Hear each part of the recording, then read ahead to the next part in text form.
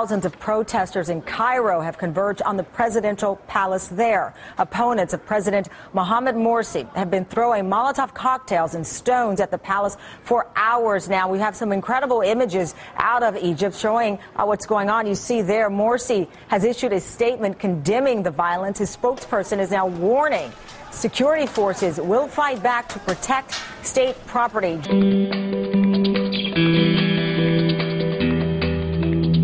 Demonstrators also carried their protest to the doors of the presidential palace. As many as 65 people have been killed in violent clashes since January the 25th, prompting the head of the army to declare that the state is on the verge of collapse.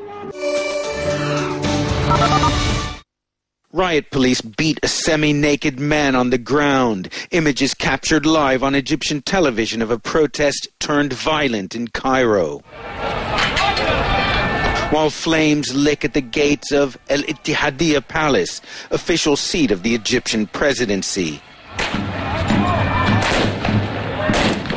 A young man shoots fireworks over the walls of the palace, covered in anti-Muslim Brotherhood graffiti. Fireworks not of celebration, but of contempt for their president, the Brotherhood's Mohamed Morsi.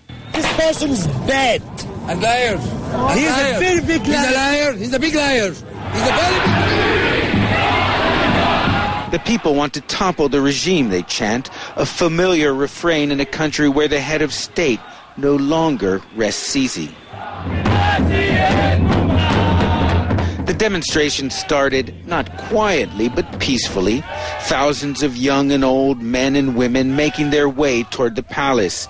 At least here, Egypt's spirit of revolution shows no sign of flagging.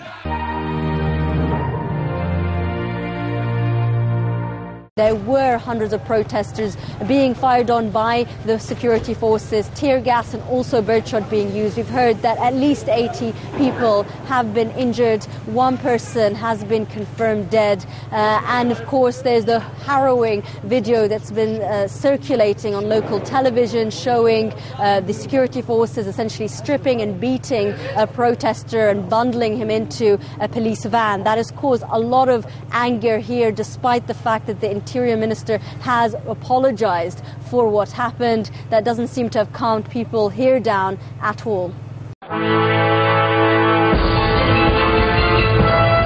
It started late last night. There had been crowds in Tahrir and a separate crowd that marched to the presidential palace across town.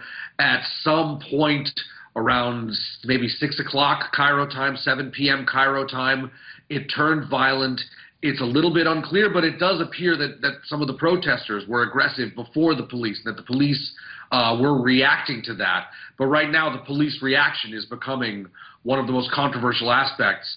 As you said, there's been quite disturbing video evidence out of it. Right now, the situation is calm, but there's been a lot of bad blood and a lot of violence, and it's hard to imagine that it will remain peaceful today.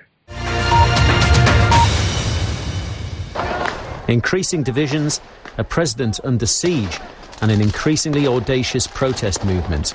A potentially explosive combination in a country still in the throes of a painful transition. Following the clashes, the security forces eventually regained control of the area around the presidential palace. But for how long?